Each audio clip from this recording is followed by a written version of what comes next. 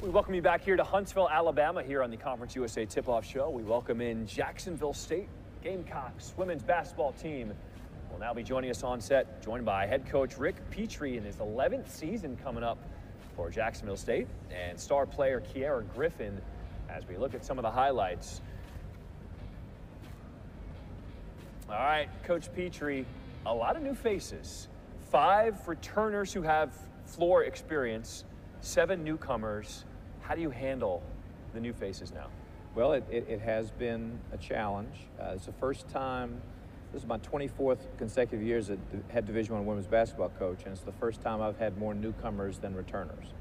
So, it's about getting all these new kids, and they're all gifted. They're all gifted enough to function at this level. But to get them all to basically ingest our methods, you know, because we ask them to do things that may be a little bit different than they've been asked to do before. So getting them to all gel into how we want it done. And so it's, some days we look really good, and some days not so much. So it just, I think we have time. That's the nice thing about this structure. The NCAA gives us time. We've had 14 practices, and we have a couple more weeks before we compete against an opponent. So we've got time to get better, and I believe we will. Okay, so let's focus on the good days. Yes. When you really shine in practice, what are the strengths of the team that stand out? Well, I think we've got a number of kids who are capable of making individual plays. And so, you know, the way that we play offensively is basically just trying to create space to give people a chance to work in it. And so, and we've got a number of people who can take advantage of the space. And then defensively, we've got kids who are athletic enough to function our system. We're a man-to-man, primarily a man-to-man program, and have always been. And we've been successful defensively in whatever league we've participated in. And so, so we've got a group who's capable of playing our style defensively. Let's talk about the 5 players who are coming back, who have experience. Tell me about them and how you rely on them this year. Well, you know, Kiara Griffin, to my left, is a 4th-year player, 3-year starter, and she's someone who has been, as a starter, more of a role player in the past, but we'll be looking for her to take the next step this year. And then we've got Madison McCoy, who's a 3rd-year player who's been a key player for us off the bench, and a great leader.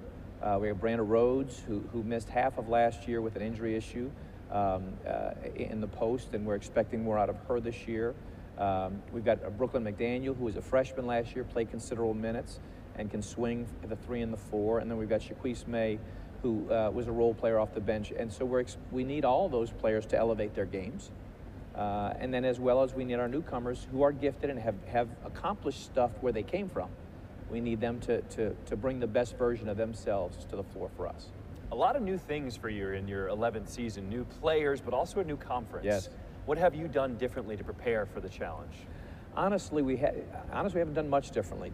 You know, I'm familiar from having been the head coach of South Alabama and in the Sun Belt. We were in the Sun Belt with FIU and Western Kentucky and Middle Tennessee and New Mexico State. So I'm familiar with those places now. The only coach that's still remaining is Coach Insel. I've coached against him before at Middle Tennessee. And Coach Card was an assistant at Western Kentucky. But nonetheless, I'm familiar with the level and what we need to be able to do, and that's why we recruited to that level in this past year. And so, again, I think we've got the gifts, the physical gifts to do it. It's just getting the gelling to happen. All right, so Kiara, you had good days, bad days. I always focus on the positive. Tell me what you see on the floor in practice on those good days.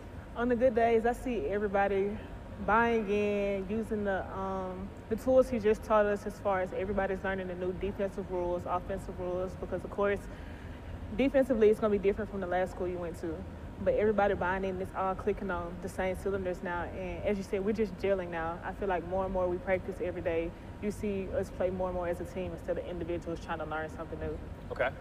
New role for you. How does that feel?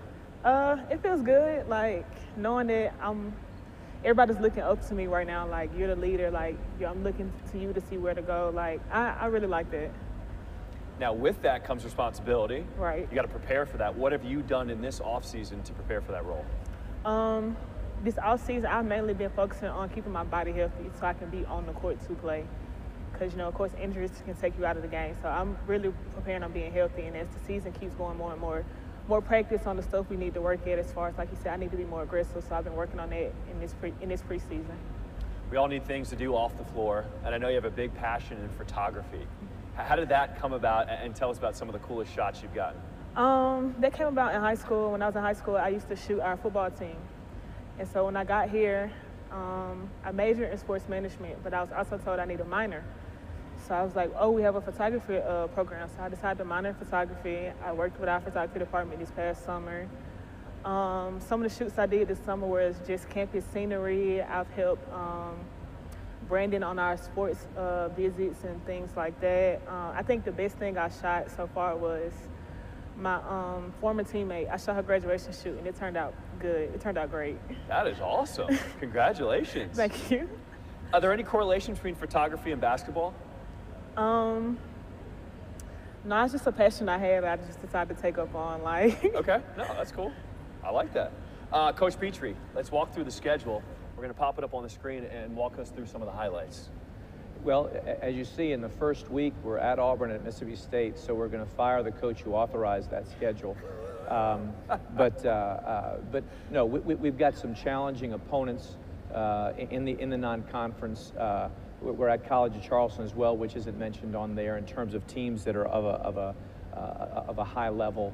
And then we open up in conference play at FIU, and so everything we're doing in the non-conference is building towards that conference play. And so hopefully we can.